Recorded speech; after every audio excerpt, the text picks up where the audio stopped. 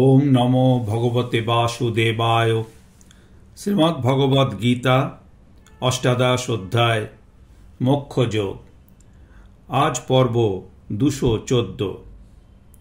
আগের দিন আমরা মোক্ষযোগের 66তম শ্লোক আমরা অনুধ্যান করেছি, যেখানে ভগবান বলছেন, সর্বধর্মান পরিত্যাজ্য মামেকং শরণং ব্রজ অহং তাং সর্বপাপেভ্যো মোক্ষয়িষ্যামি মা শুচো। অর্থাৎ তুমি সকল প্রকার ধর্ম অধর্ম পরিত্যাগ করে একমাত্র আমাকেই আশ্রয় করো, আমি তোমাকে ধর্মাধর্ম সকল প্রকার পাপ থেকে মুক্ত করব, তুমি শোক করো না। এই শেষ উপদেশটি তিনি দিয়েছেন মোক্ষযোগে। এখন আমরা দেখব এই সমগ্র গীতায় ভগবান যে দ্বিতীয় অধ্যায় থেকে এই অষ্টাদশ অধ্যায় অবধি যে উপদেশ দিলেন, তার মধ্যে আমরা অসংখ্য কথা পেয়েছি। তার মধ্যে 5টি স্তর বা ক্রমোর্ধ সোপান লক্ষণীয়। 1 নম্বর হচ্ছে বর্ণ আশ্রম উচিত কার্যকর্ম করা। সমাজ জীবনের 4 ভাগ, ব্যক্তি জীবনের 4টি ভাগ। সমাজ জীবনে 4টি ভাগ কি কি? ব্রাহ্মণ, ক্ষত্রিয়, বৈশ্য, শূদ্র। আর ব্যক্তি জীবনে ব্রহ্মচর্য, গার্হস্থ্য, বানপ্রস্থ, সন্ন্যাস। সব মিলিয়ে যেন 16টা ঘর। প্রত্যেক ঘরের কর্তব্য সুনির্দিষ্ট, সুশৃঙ্খলিত, কোনো অফিসের যেন বিভিন্ন দপ্তরের মতো। অর্জুন ক্ষত্রিয় সন্তান আর গৃহাশ্রমী। তার কর্তব্য বা ধর্মযুদ্ধ করা, সমাজ রক্ষণ করা, শাসন ও পালন। তাই অর্জুনকে বলছেন তিনি যুদ্ধ করো। জয়ী হলে রাজ্য সম্পদের অধিকারী হবে, পরাভূত হলে মৃত্যুবরণ করে স্বর্গ লাভ করবে। অতএব কর্তব্য করো, তাহলেই তোমার শুভ ফল লাভ হবে। দ্বিতীয় যেটি স্তর কর্মের, সেটি বলছেন কর্তব্য করো, কিন্তু ফলাফলের কথা চিন্তা করো না। কর্তব্যের জন্যই কর্তব্য করো, ফল তোমার হাতে নয়। ফলাফলের কথা একেবারে ভুলে গিয়ে কর্তব্য অর্থে কর্তব্য পালন করে যাও। ডিউটি ফর ডিউটির সেক। কর্তব্য কর্ম সকল সময় সুন্দর ও মনোরম হয় না। ইংরেজ কবি ওয়ার্ডসওয়ার্থ কর্তব্যকে সম্বোধন করে বলেছেন, stern daughter of the voice of god. ভগবানের বড় কঠোরা কন্যা, তার ডাক শুনতেই হবে, শোনাতেই জীবনের সার্থকতা। ফলাফল কোনো মাপকাঠি নয়। ভগবান বললেন, মা ফলেষু কদাচন। 3 নম্বর যে স্তরটি তিনি বলেছেন, কর্তব্য কর্ম করো, কিন্তু তার ফল অর্পণ করো আমাকে। তোমার কর্ম দ্বারা আমার অর্চনা হবে। সকল কর্ম সমাপনান্তে বলতে শেখো, শ্রীকৃষ্ণ অর্পণমস্তু। যা করলাম তার ফলাফল শ্রী গোবিন্দের চরণে চলে যাক, সকল কর্মের মূলে থাক এই ভাবনা। এটাই আমার সর্বশ্রেষ্ঠ পূজা। এই পূজার পূজারী জীবনে কর্মসিদ্ধি লাভ করবে। 4র্থ স্তর যেটি উপদেশের, সেটি হচ্ছে কর্ম করে ফল অর্পণ যখন করা হয়, তখন কিন্তু কর্ম করার কর্তৃত্ব থেকে যায়। ফল অর্পণের কর্তৃত্ব বিদ্যমান থাকে, সেটিও করো না। তুমি তোমার নিজস্বকে তোমাকেই আমাকে দিয়ে দাও। তুমি তোমার না থেকে আমার হয়ে যাও। তখন তোমার আর কোনো কর্তব্য নেই, ধর্ম নেই। তখন স্বধর্ম বলে কোনো কথা নেই, কারণ অর্থাৎ নিজেকেই তো তুমি সমর্পণ করে দিয়েছো আমার কাছে। সব কর্তব্য তখন আমার। আমি যা করব তাই তোমার একমাত্র কর্তব্য কর্ম।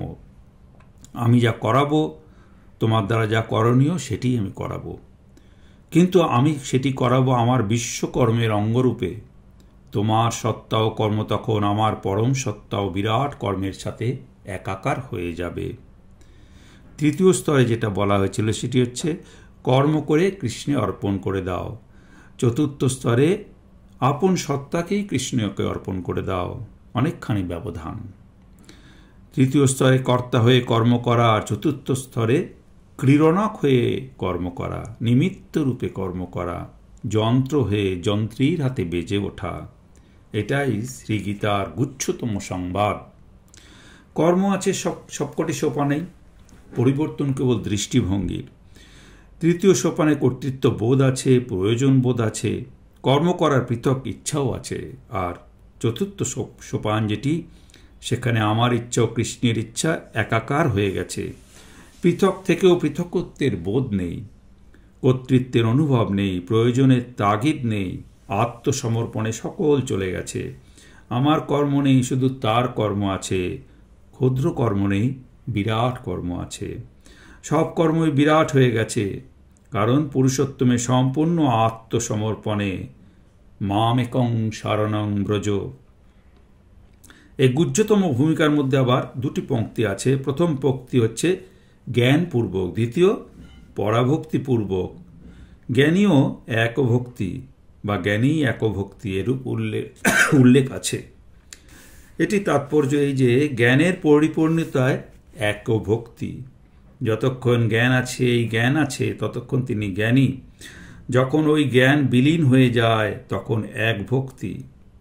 যতক্ষণ জ্ঞান সজাগ থাকে তার ক্রিয়া আছে, আর যখন জ্ঞান পরাভক্তির মধ্যে মিলিয়ে যায় তখন সে ক্রিয়াহীন।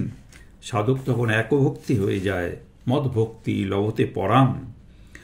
তিনি শরণ্য জেনে জ্ঞানী তার পদে শরণাগত, আর এক ভক্তি পরাভক্তির আকর্ষণে সম্পূর্ণ সমাশ্রিত জ্ঞানীর আত্মসমর্পণ, পরাভক্তির আত্ম উন্মিলন। সমর্পণকারী আত্মহারা স্পন্দনহীন, আর যিনি উন্মিলনকারী তিনি নতুন আত্মলাভে পুলকিত, দিব্য সত্তা লাভে উল্লসিত, ভগবতী সত্তা প্রাপ্তিতে ক্রিয়ারত। বলা হয়েছে ততমাং তত্ত্বত জ্ঞাত্তা বিশতে তদ অনন্তরম। তত্ত্বত জ্ঞান পর্যন্ত জ্ঞানী, অন্তরতমের অন্তরে পরাভক্তির প্রবল টানে প্রবেশ। এখানেই এক ভক্তি বা শুদ্ধা ভক্তির স্থিতি। জ্ঞানী তখন ব্রহ্মভূত, শুদ্ধ ভক্ত পুরুষোত্তমের প্রিয়ত্বে অভিভূত। গীতার গুচ্ছতম সংবাদের এটি চরম বার্তা। এটিকে আমরা পঞ্চম সোপান বলতে পারি। বস্তুত এটি সোপান নয়, শেষ স্থিতি। এই সোপান পঞ্চকের এরকম নামকরণ করা যেতে পারে। এক, বর্ণাশ্রম ধর্ম পালন। শ্রীকৃষ্ণ বলেছেন স্বধর্মে নিধনং শ্রেয়। দ্বিতীয়, কামনা বিসর্জন, মা ফলেষু কদাচন। তৃতীয়, ফল সমর্পণ, তৎকুরুষ্ব মদর্পণম। 4, আত্মনিবেদন, তমেব শরণং গচ্ছ। 5, আত্ম উন্মিলন, মদভক্তি লভতে পরাম। কোন ভূমির কোন কথা বুঝতে পারলে সমগ্র গীতার মধ্যে একটা অপূর্ব সামঞ্জস্য দেখা যাবে। শ্রুতিতে ব্রহ্মতত্ত্বের আলোচনায় অন্নময় কোষ, প্রাণময় কোষ, মনোময়, বিজ্ঞানময় এবং আনন্দময়, এই 5টি স্তরের কথা বলা আছে। এর সঙ্গে যে উপরোক্ত 5টি স্তরের একটা নিবিড় যোগাযোগ পাওয়া যায়। বর্ণাশ্রম ভূমি যেন অন্নময় কোষের, আর আত্ম উন্মিলনের যে চরম স্তর, চরম আনন্দময় ভূমির মাঝখানে প্রাণ, মন এবং বিজ্ঞান ভূমির স্থান। তবে গীতা ও শ্রুতির পার্থক্য আছে। শ্রুতিতে অন্নময় থেকে আনন্দময় অবধি 5টি ক্রম ঊর্ধ্বভাবে বিন্যস্ত। গীতা ওই 5টি স্তর যেন একটির মধ্যে আরেকটি অনুস্যূত হয়ে আছে। শ্রুতিতে আনন্দময় ভূমিতে স্থির ব্যক্তির আর অন্নময় ভূমির প্রয়োজন নেই, কিন্তু গীতায় যেই আত্ম উন্মিলনকারী তারও বর্ণাশ্রম ধর্মের প্রয়োজনীয়তা আছে। বর্ণাশ্রমী স্বধর্ম করবে কর্তব্য জ্ঞানের তাগিদে, আর শরণাগত ভক্ত স্বধর্ম করবে কর্তব্যের তাগিদে নয়, ওই কর্ম দ্বারা ঈশ্বরকে অর্চনা করার জন্য। সকর্মণা তম অভ্যর্চ। যে আত্মরতি তার কর্ম নেই, কিন্তু আত্মবানকে দিয়েই কর্ম করাবে। যে ত্যাগী তার ভোগ নেই, কিন্তু ত্যাগীকেই ভোগ ভূমিতে আনবেন। দেহে প্রাণ অপনাদি পঞ্চপ্রাণ মিলে যেরূপ দেহকে একটি সংঘাত বা অর্গানিজমে পরিণত করেছে, এই উপরের যে 5টি সোপান সেটিও যেন ওতপ্রোতভাবে মিলিত থেকে সমগ্র গীতাকে একটি অখণ্ড প্রাণবন্ত শরীরে পরিণত করেছে। মানব দেহে উদরের উপর বক্ষ, বক্ষের উপরে শির, কিন্তু কেউ কার অপেক্ষা বড় নয়। উদর না থাকলে বক্ষ ও শির চলে না, বক্ষ না থাকলে উদর ও শিরের কার্য অচল, শির না থাকলে সর্বশরীরের ক্রিয়া বন্ধ। অঙ্গগুলির স্থিতি ক্রমোর্ধ বিন্যাসে হলেও তারা পরস্পরে অনুপ্রবিষ্ট থেকে দেহের অখণ্ডতা সৃষ্টি করে।